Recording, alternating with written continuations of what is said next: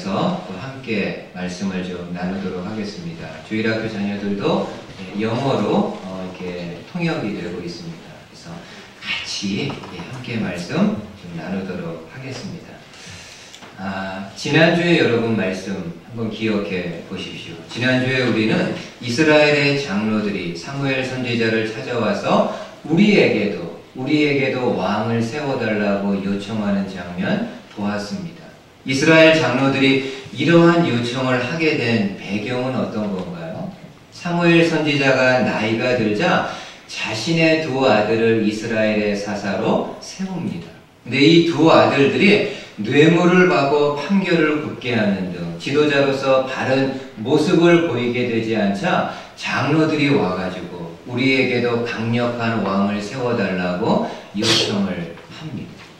여러분, 당시까지만 해도 이스라엘 역사는요, 왕이 없는 역사입니다. 한 번도 왕이 세워진 적이 없습니다. 하나님은 눈에 보이는 왕 대신에 하나님이 직접 이스라엘을 다스리셨습니다.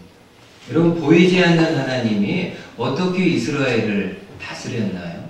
하나님이 때마다 지도자를 세워서 그 지도자를 통해 이스라엘을 인도하고 다스리셨습니다. 여러분, 이스라엘 백성들, 노예로 있던 이스라엘 백성들이 애굽에서 나오므로 처음으로 이스라엘은요, 독립된 하나의 민족을 형성합니다. 그때 지도자가 누구였죠? 모세입니다. 하나님은 모세를 통해 이스라엘을 인도하고 다스리셨습니다. 그리고 모세 사후에는 여호수아를 세워서 여호수아를 통해 이스라엘을 다스렸고 가나안 땅을 정복했습니다. 여호수아 사후는 어떻습니까? 여러 사사들을 세워가지고 사사를 통해 이스라엘 백성을 다스리셨습니다. 그러니까 사무엘 때까지 이스라엘 역사는 왕이 없는 역사였습니다. 다른 나라처럼 한 번도 왕이 세워진 적이 없는 역사였습니다. 근데 지금 처음으로 이스라엘의 장로들이 와서 우리에게도 왕을 세워달라고 요청합니다. 여러분, 이스라엘 역사에서는요, 정말 큰 전환점을 맞이하는 순간입니다. 신정체제, 하나님이 다스리는 체제에서 왕정체제, 왕이 다스리는 체제로 넘어가는 그런 시점입니다. 여러분, 하나님이 어떻게 하십니까? 이스라엘 백성들의 요청을요, 수용하십니다. 받아들입니다.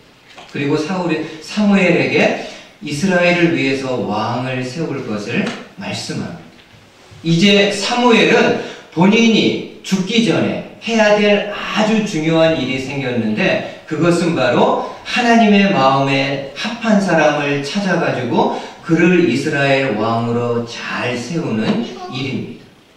오늘 본문은요, 이 사무엘 선지자가 사울을 만나는 장면, 그리고 사무엘이 사울을 만나서 그에게 이스라엘의 왕이 될 것을 언급해주는 내용을 담고 있습니다. 자, 처음에 사울이 어떤 사람인가를 성경이 우리에게 소개해 줍니다. 1절 한번 보십시오. 1절과 2절. 베냐민 지파의 기스라 이름하는 유력한 사람이 있으니 그는 아비엘의 아들이요 스롤의 손자요 베고랄의 증손이요 아비야의 현손이며 베냐민 사람이더라. 기스에게 아들이 있으니 그의 이름은 사울이요 준수한 소년이라. 이스라엘 자손 중에 그보다 더 준수한 자가 없고 키는 모든 백성보다 어깨 위만큼 더 컸더라. 제가 간단하게 더 정리를 해드릴게요. 먼저 사울은 어느 지파 사람인가요? 베냐민 지파 사람입니다. 그리고 그의 아버지는 기스라는 사람입니다. 여러분, 사울의 아버지 기스는 베냐민 지파 내에서 어떤 사람이라고 소개하나요? 유력한 자라고, 말 그대로 힘이 있는 사람입니다. 정치적으로, 경제적으로 힘이 있어서 그 베냐민 지파 안에서 나름 영향력을 행사하는 사람임을 이야기하고 있습니다. 그러니까 사울의 집안 배경은 어떻습니까? 괜찮습니다. 아니, 괜찮은 정도가 아니라요, 아주 좋습니다. 그러니까 지금 우리식으로 이야기하면 사울은요, 금수저 출신입니다. 흑수저 출신 아니고요, 금수저. 이미 많은 배경을 가지고 있는 그런 사울입니다. 게다가 사울 개인은 어떻습니까? 여러분, 여기 말씀해 보니까는 사울의 외모는 뭐라고 소개를 하죠? 준수한 사람이라고 소개합니다. 잘생긴 것. 근데 어느 정도로 잘생겼다라고 이야기하나요?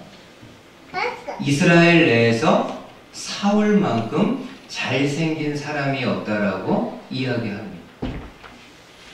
미스 코리아 하면은 우리나라에서 제일 예쁜 여자, 미스 유니버스 하면은 세계에서 제일 예쁜 여자. 그러면 이 당시 사울을 뭐라고 타이틀하면 좋을까요? 미스터 이스라엘입니다. 이스라엘에서 사울만큼 잘생긴 남자 없습니다. 그만큼 잘생긴. 또 체격은 어떻습니까?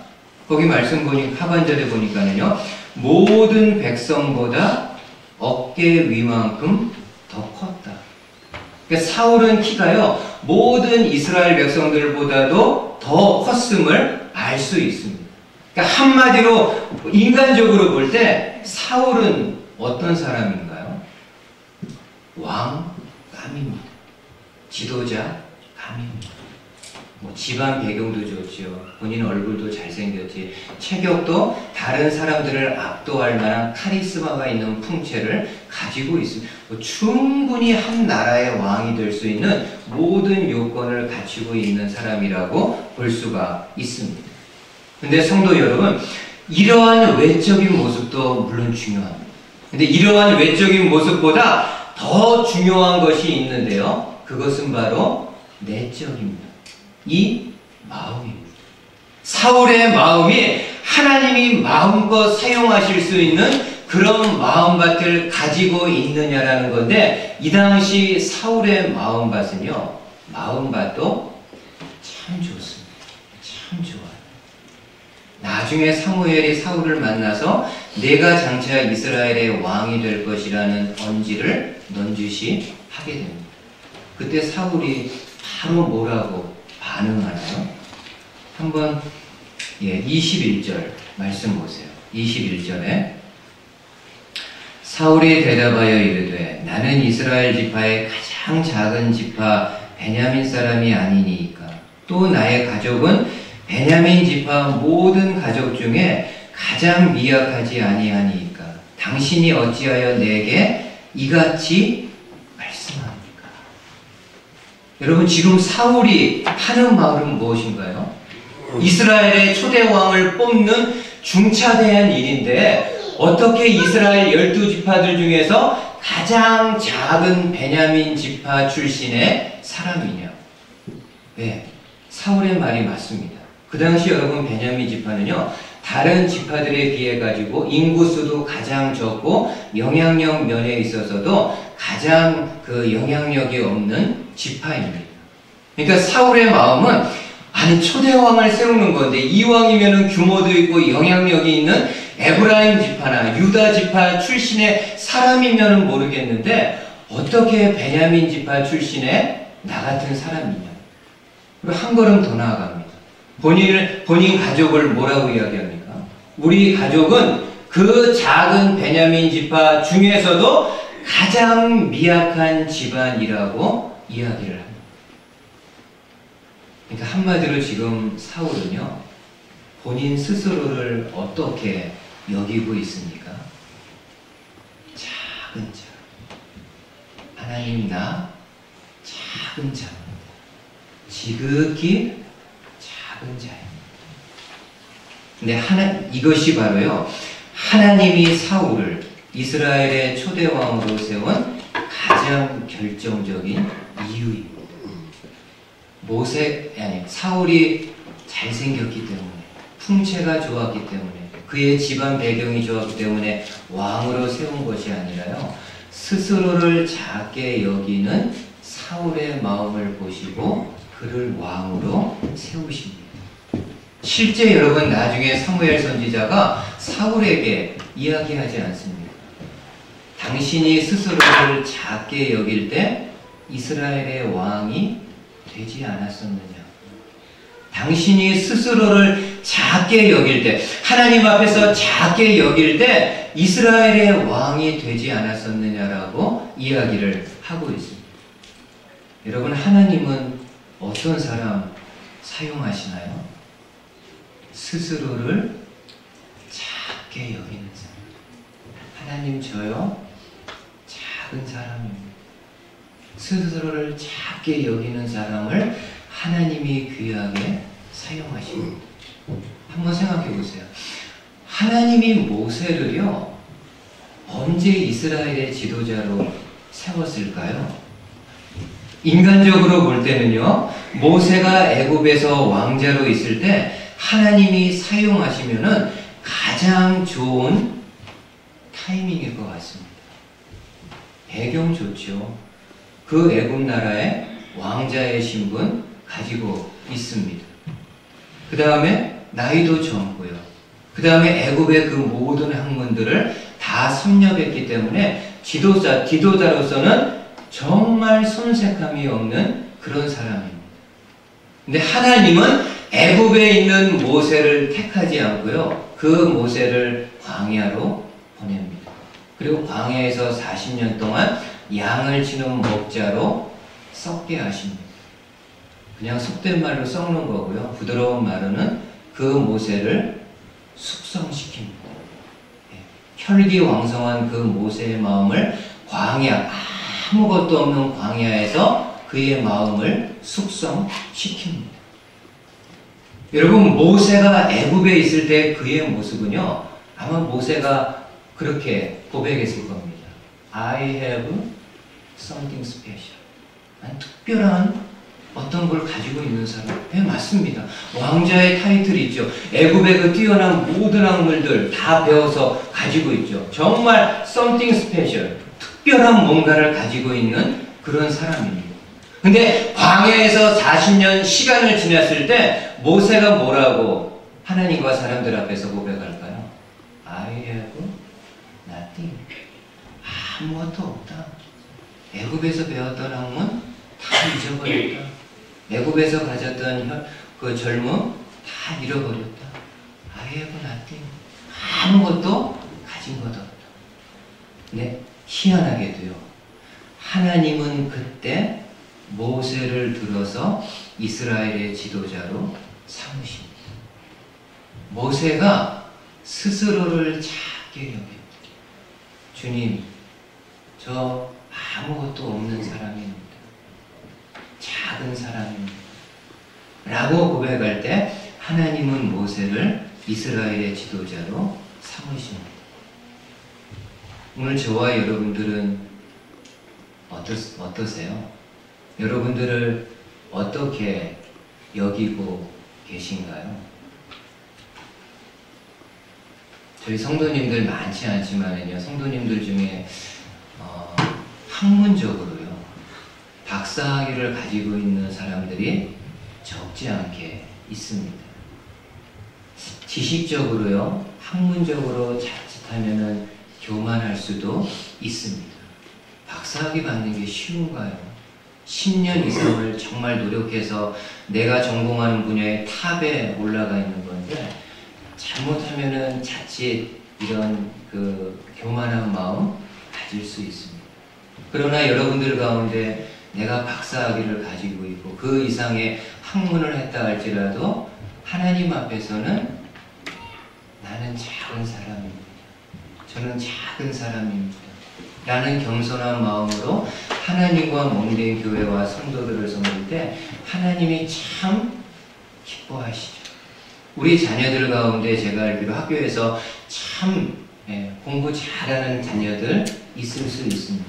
그래도 우리 자녀들이요, 그래 내가 이렇게 잘하지 라는 마음보다는 아무리 내가 잘해도 하나님 앞에서는 주님, 저는 작은 아이입니다. 하나님이 지혜 주시고 지식 주셔야만 잘할 수 있는 아이입니다.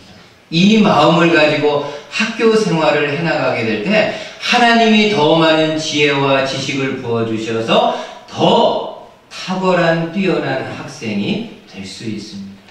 하나님 앞에서 스스로를 작게 여길 수 있는 성도님들, 자녀들 될 수 있기를 주님의 말씀으로 축복을 드리겠습니다. 두 번째로 사울의 수용성을 좀 한번 생각해 보았으면 합니다. 여러분, 말씀 오늘 보지 않았지만요, 사울이 사무엘 선지자를 만나게 된 배경을 제가 간략하게 소개하면은 이렇습니다. 한 번은 사울의 아버지 기스가 집에 돌아와가지고 아들에게 이야기합니다. 야, 내가 암나귀들을 잃어버렸다고. 어떻게 잃어버렸는지는 모르겠지만 암나귀들을 잃어버렸다라고 하면서 사울에게 사원 한 명을 데리고 가서 암나귀들을 찾아보라고 이야기합니다. 사울이 사원을 데리고 가서 여러 이렇게 사방을 다니면서요, 아버지의 암나귀들을 찾습니다. 근데 못 찾는 거예요. 사방을 다 다녀도 멀리 이렇게 가서 이렇게 찾았는데도 결국에는 찾지를 못합니다. 그래서 사울과 사완이 수비라는 땅에 이르게 되었을 때 사울이 사완에게 이야기합니다. 야, 우리가 너무 멀리 왔다. 이만큼 찾았으면은 더 이상 찾을 수가 없으니까는 그만 집으로 돌아가자고 이야기합니다. 내 아버지가 잃어버린 암나귀들은 고사하고 우리를 염려할 수 있으니까는 이제 암나귀들 찾는 거 포기하고 집에 돌아가자라고 이야기합니다. 근데 그때 사완이요, 이렇게 이야기합니다. 한번 들어보세요. 사무엘상 9장 6절. 사완이 사울에게 대답하되, 보소서, 이 성읍에 하나님의 사람이 있는데 존경을 받는 사람이라. 그가 말한 것은 반드시 다 응하나니 그리로 가사이다. 그가 혹 우리가 갈 길을 가르쳐 줄까 하나이다 하는지. 여러분, 사완이 사울에게 한 이야기는 무엇입니까?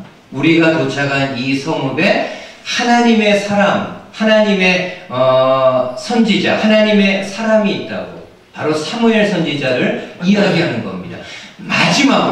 마지막으로 이 하나님의 사람을 만나서 그가 하는 이야기를 들어보자라고 제안을 합니다. 사울이 어떻게 할까요? 무시할 수 있습니다. 친구도 아니고요, 사환. 우리 한글로 사환이지 영어로는요, 썰번, 종입니다. 더 심하게 말하면 노예일 수도 있고요. 인간 취급하지 않아도 되는 그런 사람입니다. 그냥 무시하고, 야, 무슨 소리냐, 이렇게까지 찾았으면 되지, 더 이상 필요 없다, 그냥 집에 돌아간다, 이렇게 해도 아무 문제 없습니다. 그럼에도요, 사울이 이 비천한 종의 이야기를 수용합니다.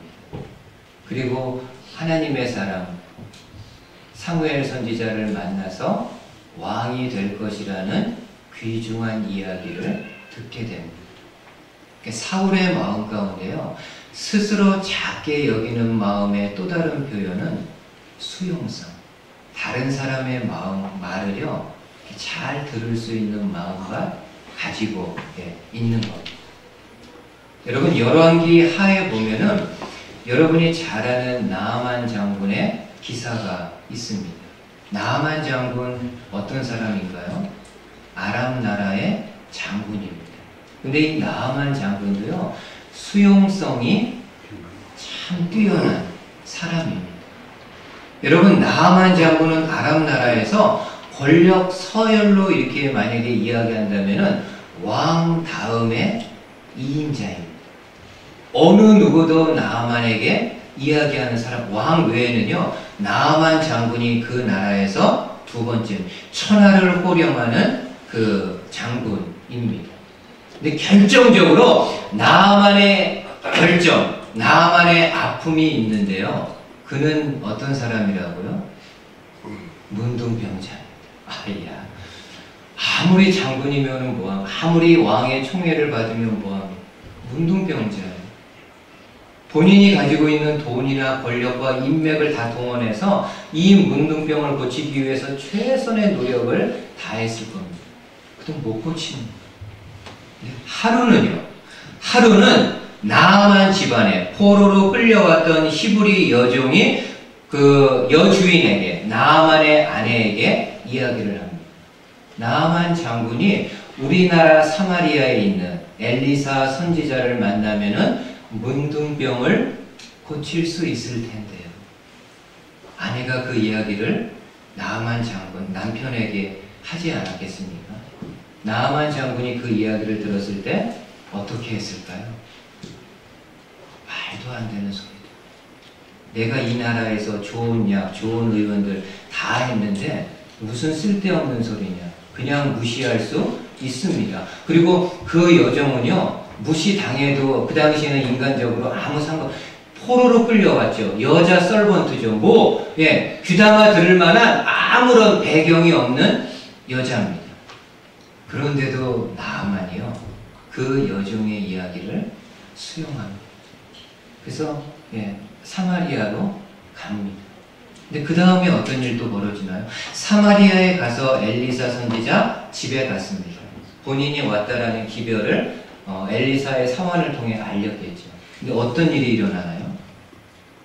이 엘리사 선지자가 방문을 열고 얼굴 한번 비치지 않습니다.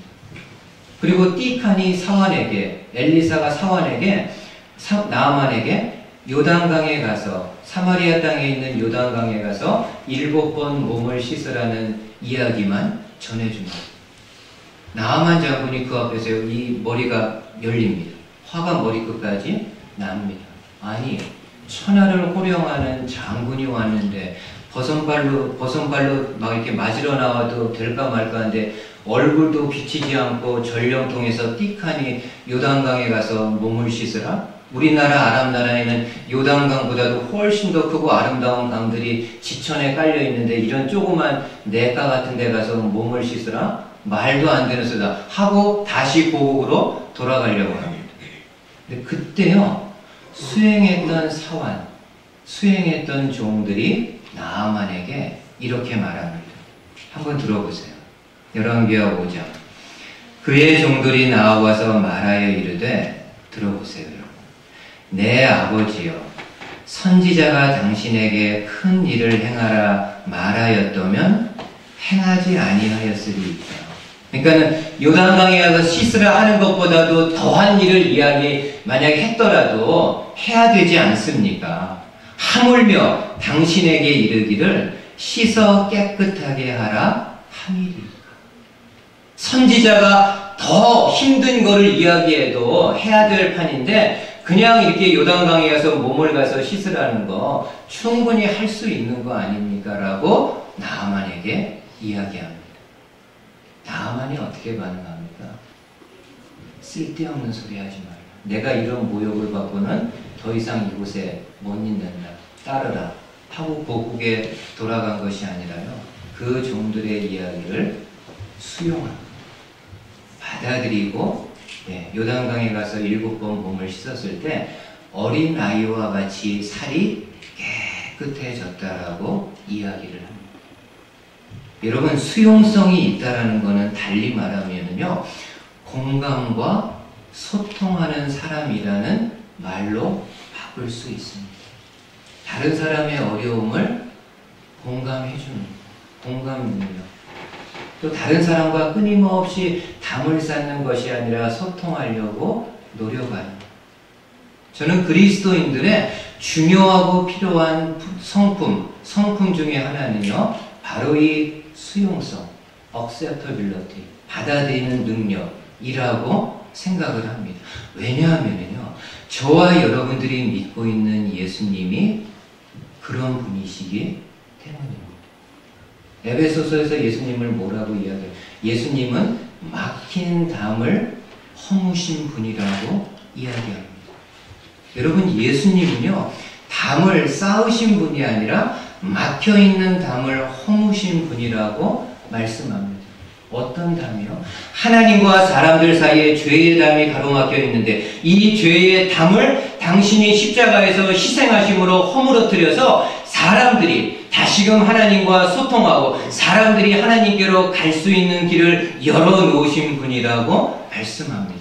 그러기에 그 예수님을 따르는 제자들, 성도라고 한다면은 끊임없이 다른 사람들의 아픔과 어려움을 공감하고 함께 소통하려고 지속적으로 노력해야 된다라는 것을 알 수 있습니다. 마지막으로 나는 어느 정도로 공감하고 어느 정도로 사람들과 믿지 않는 사람들과도 소통하는 그런 사람인가? 믿지 않는 사람은 제껴두고 믿는 사람들 사이 안에서도 나는 어느 정도 잘 소통하는 사람인가? 여러분 마지막으로 화면 한번 보세요. 사진 하나 좀 보십시오. 우리 자녀들은 잘 모르겠지만요. 2014년 4월에 일어난 세월호 사건은 우리나라 모든 사람들에게는요. 아픈 상처입니다. 유가족들이나 관계된 사람들만의 상처가 아니고요. 진짜 우리나라 모든 국민들에게는 아픔이 되는 상처입니다. 여러분이 아는 것처럼 탑승 인원 476명 가운데 304명이 사망했습니다. 그 중에 200명 이상이 하이스쿨, 고등학교 학생들입니다. 근데 그 유가족 가운데요, 사망한 고등학생, 그 문지성 양의 어머니 안영미 씨가 있습니다. 기사에 보니까 이 안영미 씨는 4대가 기독교 집안이었다라고 이야기를 합니다. 야, 4대면은요, 4대째 신앙생활 한다고 그러면은 할아버지, 증조할아버지 그 이상부터, 그러니까 우리나라한테 처음에 복음이 전해졌을 때부터 믿었던 어떤 분인부터 시작해가지고 지금 본인까지 4대에 걸쳐가지고요 신앙생활 했던 분입니다. 본인도 열심히 신앙생활 했고요. 새벽 예배에 거의 빠지지 않고 기도하면서 신앙생활했던 그런 사람이라고 소개를 합니다. 근데 딸의 죽음을 이렇게 이제 시신을 이렇게 이제 받았을 때 하나님 앞에 이런 질문이 끊이지를 않았던 거예요. Why me? 왜 납니까? 그렇죠. 4대를 신앙생활을 하면서 그 하나님을 섬겼는데 Why me? 그리고 수많은 아이들이 있는데 이 땅에 Why my daughter? 왜 내 딸입니까? 해결이 안 되는 거예요. 본인이 그렇게 신앙생활 아버지, 할아버지 때부터 열심히 그렇게 하는데 해결이 안 되는 겁니다. 그래서 본인이 너무 답답해서 이 질문을 가지고 기도원에 올라가서 기도를 하려고 하나님께 따지러 간 거죠. 왜 납니까? 왜 내 딸입니까? 이런 걸 이제 따지러. 근데 이제 거기 기도원에서 기도원 원장 목사님이 메시지를 주십니다. 메시지의 내용이 부모가 기도하지 않았기 때문에 아이가 배에서 못 나왔다. 참, 이 안영미 씨가요, 그 이야기를 듣고는 하산해서 더 이상 기도할 용기를 내지 못하겠다. 날마다 새벽 기도했던 자신인데 그 이야기를 듣고는 너무 상처가 돼서 더 이상 기도할 용기를 내지 못하겠다. 사순절에 본인의 힘든 마음을 기자에게 고백한 내용입니다. 저는 아무리 원장이고 목사라 할지라도 어떻게 이렇게 공감하지 않지? 어떻게 이렇게 수용성이 없지? 죄송합니다. 저도 목사지만 저도 모르겠어요. 여러분들한테 얼마나 공감하고 아니면 그냥 내키는 대로 활 나간다, 총 나간다 막 떠들어대는 그런 인간은 아닌지. 참 너무 답답해. 왜 공감해주지 않지? 다른 거 다 떠나서 뭐 보수, 진보 이런 거 다 떠나서 왜 공감해 주지 않지? 조금이라도 이해해 주려고 하지 않지? 왜 소통하려고, 뭐 그들이 정말 필요한 게 뭐고 어떤 건지 왜 이야기 들어주려고 하지 않지? 저와 여러분들은 어떻습니까? 신앙생활하면서, 가정생활하면서 자녀들의 이야기, 배우자의 이야기, 직장에서 동네에서 이런저런 사람들의 이야기에 대해서 얼마나 수용성 있게 받아들이는지. 여러분, 스스로를 작게 여기는 사람은 달리 말하면요, 수용성이 있는 사람입니다. 바라기는 저와 여러분들이 이런 사람, 이런 작게 여기고 수용성 있는 사람이 되어서 하나님이 좀 마음껏 사용하실 수 있는 저와 여러분들 될 수 있기를 주님의 말씀으로 축복을 드리겠습니다. 아멘. 기도하겠습니다. 하나님 아버지 감사합니다.